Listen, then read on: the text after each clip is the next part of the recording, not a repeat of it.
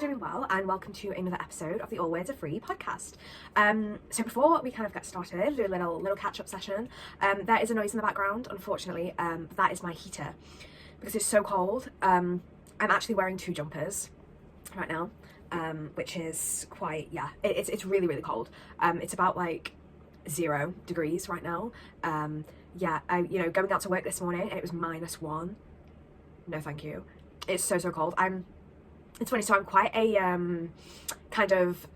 I always used to wear like a jumper and then just a bra underneath, because I was very much like the jumper is the outfit, the jumper is the upper half of the outfit. But since working in the lab, you can't really have a jumper on underneath your lab coats and you get like too hot. And I especially found that like when I was walking in, I get like really, really sweaty. No matter the temperature, no matter the speed I'm walking, I would just, well, it's more like I stress walk. No matter if I have like all the time in the world, if I have somewhere to be or like somewhere I want to be, I will just stress walk like all the way. So I get really hot and like flustered. And you know, if I had a jumper on but just a bra underneath, I would be sweating. And it's like, you know, only when you stop, that's when you realize like how you've kind of been bombing it. That was kind of the position I was in, where you just like start really sweating and be like, oh my god, I'm so hot. So anyway, now, because being in the lab, I've mastered the art of layering. It's really changed the game. And so I have like a t-shirt on and then the jumper, and then at the moment I've got that and then the scarf and then like a big coat as well. Actually, this one that's hanging up for people who are watching the video. And yeah, it's been cold, very cold. The lab that I work in, there's like glass, like full on like glass wall per se, or big glass window right by the desks where you sit and work and whatever. And genuinely, it has been absolutely like freezing in there, really cold. And yeah, so the flat that I live in gets quite cold as well. So yeah, I'm going to bed in like a big fluffy like hood up, big fluffy jumper and trousers, you know, lounge trousers, pajama trousers. And I have to put the hood up because if I put my head on the pillow, it's cold. Yeah, it's really cold at the moment. But you know, I mean, it's winter, it's coming up to Christmas, which is exciting. I might do some like fun kind of Christmassy episodes in the lead up, a bit more relaxed as well, from like a research side. But today, we're going to be talking about the multiverse or alternative universes, which I think is kind of a cool concept. And yeah, so this was inspired by a Scientific American article actually, and I think, you know, after last week when it was very like science discourse sort of episode, I was kind of in my science bag and I really wanted to kind of inject that a little bit more into the podcast. So here we are. But yes, today's episode, Walking the Line on Alternative Realities, is a go. To begin with, I just want to talk about the kind of physics of it all. That's the subtitle that I've got on my research notes, funnily enough. So yeah, as I said, this kind of episode was inspired by the Scientific American article, Are Alternate Timelines Real? Quantum Physics Explains. I'm not going to go into all the quantum stuff. I've done like quantum mechanics in my first year at uni. And it was really interesting. I found it really interesting because it's like something I hadn't really touched on before. But I'm not going to go into that right now. I want this to be a quick episode, quick, like fun kind of episode. And yeah, so apparently the Google searches for darkest timeline had a little bit of a peak after the election. Wonder why. And you know, you've got all these ideas of like Schrodinger's cat and all that sort of thing about kind of paradoxes or alternative versions of events or alternative pathways. And so I've thought about this a lot in the past, kind of the idea of fate. I'm quite a kind of fate-led person in the way that, you know, certain things happen and I always think that things happen for a reason. And so, you know, say for example, you know, on the smaller scale, like I don't get a part in a particular play, but then it means that I can do this other play and that becomes like quite a sticking point in my life, or I end up choosing one play over another one. There's one time when it was when I was part of a production of Spring Awakening. I could either do Spring Awakening or Guys and Dolls. I've been like offered a part in both, and I chose Spring Awakening, and now a few songs from that are actually like, you know, novel inspirations and springboards and stuff like that. But also it felt like quite a significant kind of, I don't know, it feels like a keystone moment in my time at uni, never mind like my life. So yeah, I always think that like things happen for a reason in a way, but I suppose maybe you'd always feel like that, who knows. But the whole idea of like alternate realities or alternate timelines is that what happens if things went the other way? What if I was in Guys and Dolls? What would have happened then? And yeah, I think it's really interesting. So this is a particular quote that kind of helps to delineate the kind of theory behind the possibility for alternate timelines, because this article does lean towards alternate realities being a real thing. Consider the bomb detector that physicists Altshuler and Weidmann proposed in 1993, and that has since been demonstrated, fortunately not with real bombs. Perform the experiment with a partially silvered mirror, but place a light-sensitive bomb along one of the 2 paths a photon can take. So a photon is like a unit of light. This blockage prevents you from uncreating the superposition to restore the travelling photon to its original state. It does so even if the bomb never goes off, indicating that the photon never touched it. The mere possibility that the photon could strike the bomb affects what happens. In theory, you could use this principle, known as counterfactual definiteness, to take X-ray images of cells without subjecting them to damaging radiation. In an emerging subject known as counterfactual quantum computing, a computer outputs a value even if you never press the run button. So the kind of quantum understanding behind it is that, similar to Schrödinger's cat, there are two possibilities and both can be true simultaneously, and that's kind of where this alternate timelines comes in. This has actually been applied to cancer biology as well. There was like two paths where the bomb was kind of in one of them and they shot a photon at it, and this bomb is light sensitive, which means that if the photon hits it, it will go off. Now there is a partially silvered mirror where the photon could either go straight through it and therefore hit the bomb, or it could bounce off. And the kind of idea that both of these things could happen simultaneously almost kind of gives rise to this kind of counterfactual definiteness idea. To use the quotes to kind of lead to the multiverse idea, a photon striking a mirror causes the cosmic timeline to branch, creating one world in which the particle passes through the mirror and one in which it reflects off that surface. Each of us is stuck inside our world and therefore sees only one outcome at a time, but the other is still there, visible to an inhabitant of the alternate world. All such worlds, taken together, constitute a multiverse. So I suppose in a way, it's like with Schrödinger's cat. You open the box and the cat is alive or dead. But when it's inside the box, the cat could be alive or dead. That is the paradox.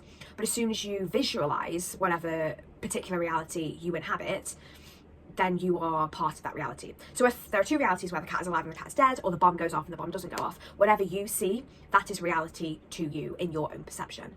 But there is another case where you see the other event. So you see the cat is alive in one case, but then you see the cat is dead in the other case, and that is the alternate reality. So you inhabit the kind of universe that you see, while the other possibility, being hypothetical or not, being definite or not, still exists, even if that is not what you see. It's kind of giving The Flash. This whole kind of concept of like multiverse and da-da-da, it always reminds me of, I used to watch The Flash with my dad, and they'd have all these like different timelines because the Flash would go back in time and like do all these different things, and it's kind of a similar idea. So all of the people are the same, and Barry Allen, because he's going back in the past and forward into the future and seeing all of these alternate realities because of things he changes or different things that happen when he goes back in the past or when he goes to the future, he is aware because he is travelling between the different kind of stages or worlds, and he is therefore aware of the differences. Whereas the people he knows who are within those realities, they do not know any differently. So there are multiple parallel timelines, there are multiple parallel universes, but they do not realise that they are a part of one of many. They just see reality and life. And that's kind of a concept that it's going at with the cat and also with the bomb. The universe is very much shaped by your perception of it. You will always see your universe as the universe and anything else as an alternative. And this comes into the arguments of Everett, who is a scientist also mentioned in Scientific American. The reason is that in making our observation, we interact with the particle, so this is referring to the bomb kind of concept, and together we and it become a single combined system. Because the particle is in superposition, so are we, but we can't tell. So here Everett is essentially arguing that because we are in and part of a given timeline, made up as we are by the fabric of it and the events that occur, we cannot physically discern the alternatives. So Everett in 1957 said that there are myriads of worlds in the universe, in addition to the world we are aware of. In particular, every time a quantum experiment with different possible outcomes is performed, all outcomes are obtained, each in a different newly created world, even if we are only aware of the world with the outcome we have seen. And this kind of looks to the many worlds interpretation of quantum mechanics, and that there are many worlds which exist in parallel at the same space and time as our own. There was also an interesting kind of idea, as a little bit of a side note, evolutionary biologists kind of talking about this as well, and the idea of multiple timelines, and that if we kind of went back to the beginning of evolution and reran evolution, would things develop in the same way? And I think, you know, again, this is kind of that fate idea.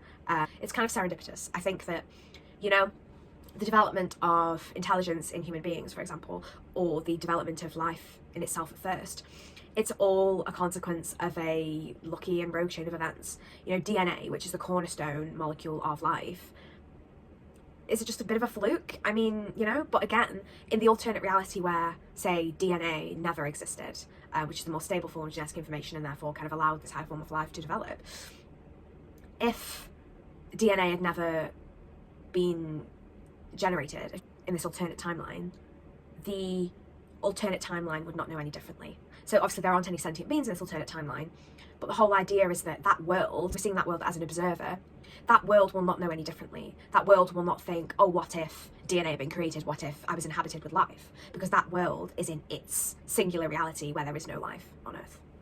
versus us, where we see life as the absolute. Of course we do. It is literally our daily experience. And then if there were no life, that's a dark alternative. And again, that's coming back to the idea of that darkest timeline.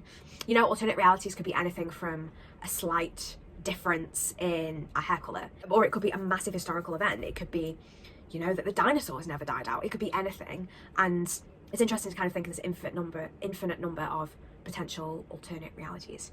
And I guess this kind of gets into that argument of free will and choice. But I think that thinking of different realities doesn't necessarily take away the idea that free will is a truth, because you are still making your own choices.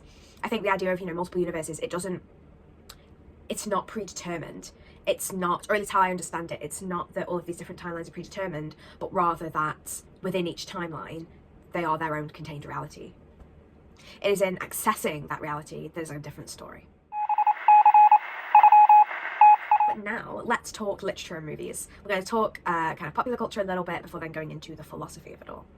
So what FISS for? Okay, so alternate worlds in science fiction. I mentioned The Flash, which is, again, my kind of keystone example of alternate realities.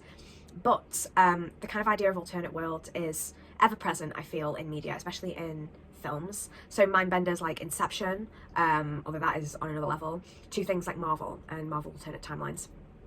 And I think it's quite interesting how these things are seen as these things are used in, you know, popular media.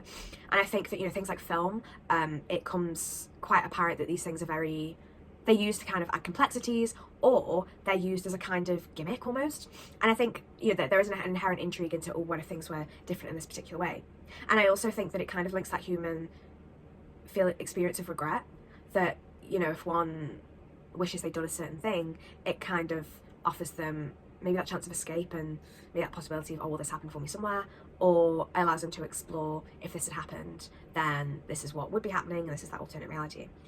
I don't think that the kind of idea of alternate universes is going to really go anywhere. I think that's going to, you know, continue as a popular trope in things like film and TV.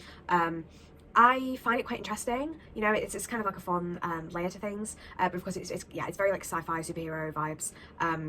And I do think sometimes it is overused and maybe used as a kind of get out of jail card, because it's potentially, I think it can be done to different degrees. I think that it can be done in a really clever way and kind of offered as a commentary almost on reality and how we think about fate, how we think about you know, predestination, how we think about time, and kind of the idea of free will. And I think it could be a really interesting conversation, you know, starter, discussion starter, or I think it could be a bit of a cop-out. And obviously there's links to time travel as well. So alternate realities and time travel are kind of interlinked in the way that, you know, if you travel back in time and change something, you enter automatically into an alternate reality when you travel back forward, but you retain those memories from the previous reality. And so inherently then the character always has that layer of, this isn't my usual world, or for everyone in that world, it is their usual world.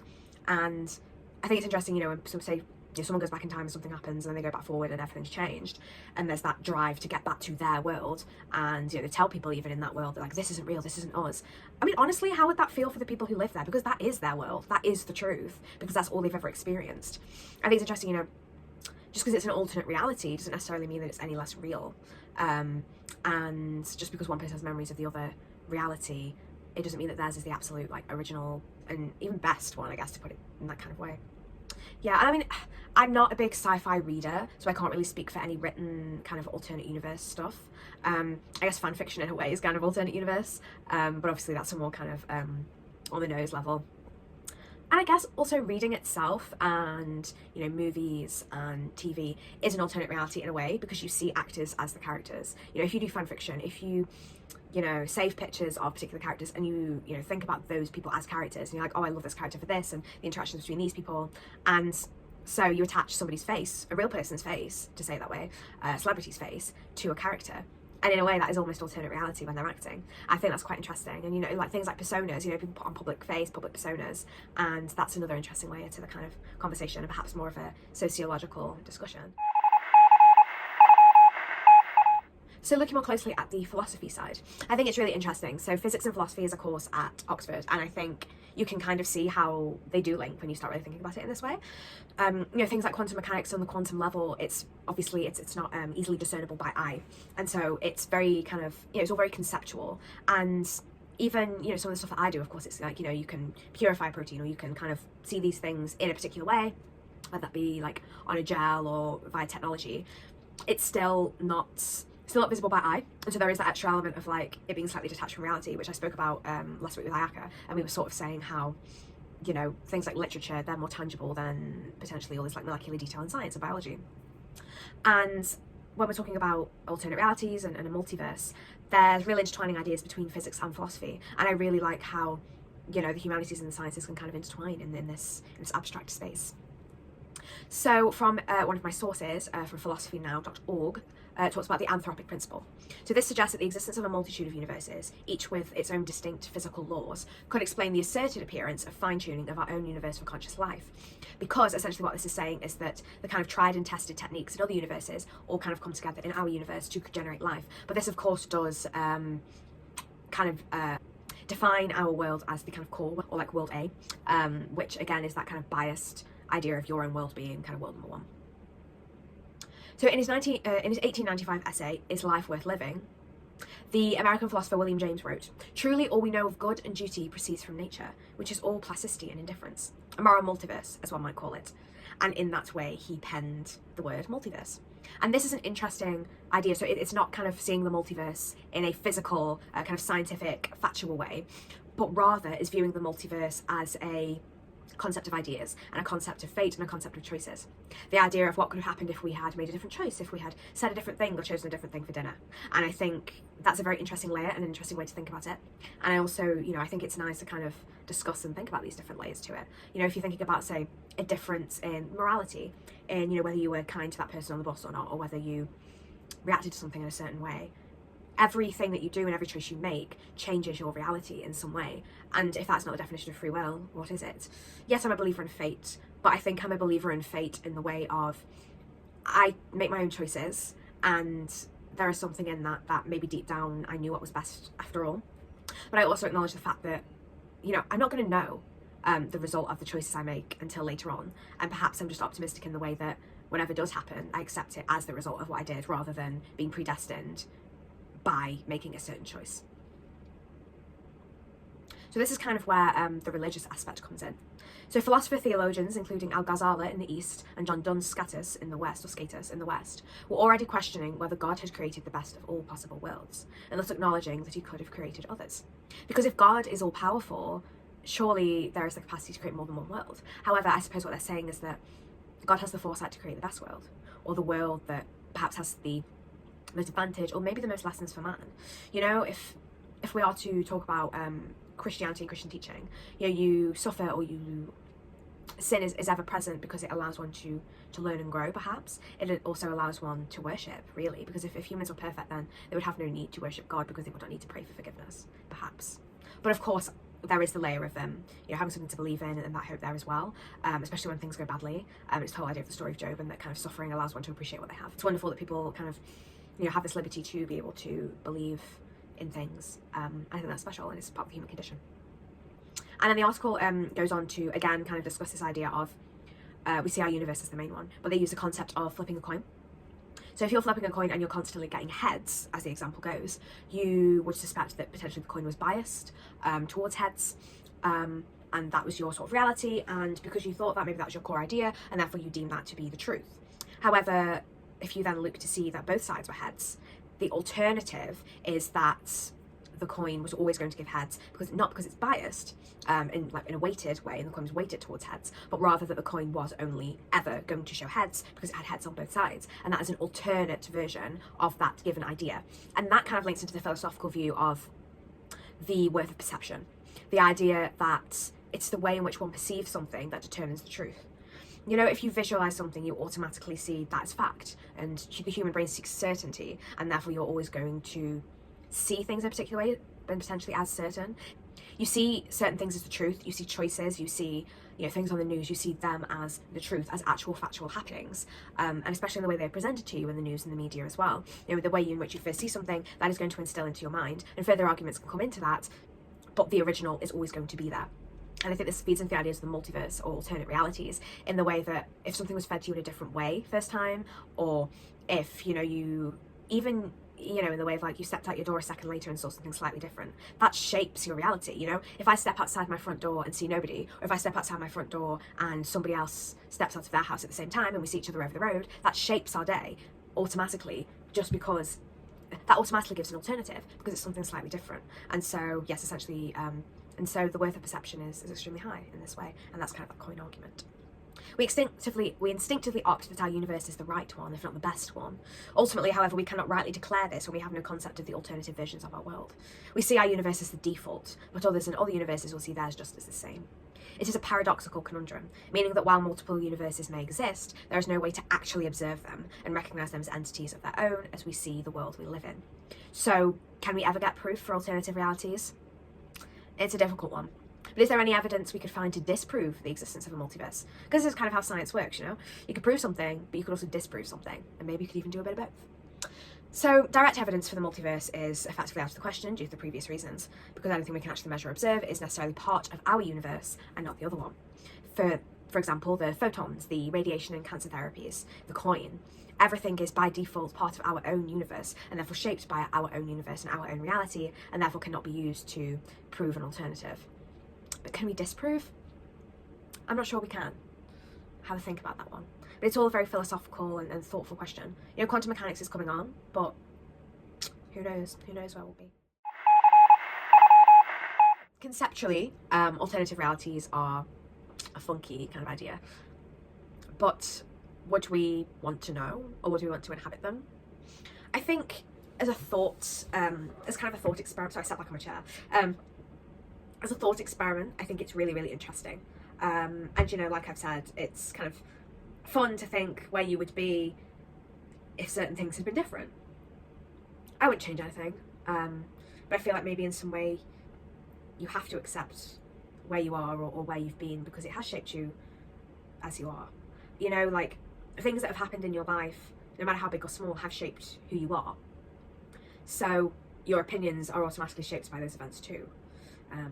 And yes, either one wouldn't change anything, but that is because I'm in a comfortable place, and so, you know, I cannot speak for everybody.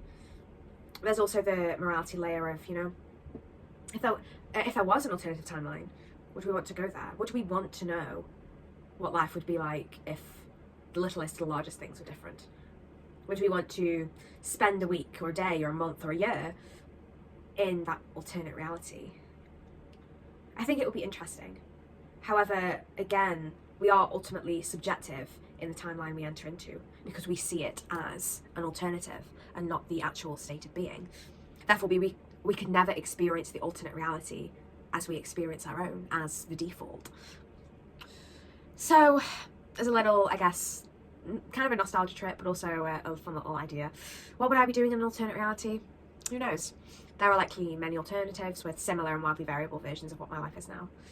Maybe the alternatives do not affect most people but change single events, like an election result, or transplant every individual into a new position. Perhaps all of those places do exist somewhere and somehow. I suppose we'll never know. But I would like to know whether this is the timeline where I get a PhD. It would be kind of really helpful to know that. I feel like it'd take a lot of stress off. But that's for travelling into the future. And time travel is a whole different concept, kind of slightly related. And that's got a really interesting kind of scientific background as well. But yeah, I think that's kind of where I'm at with this.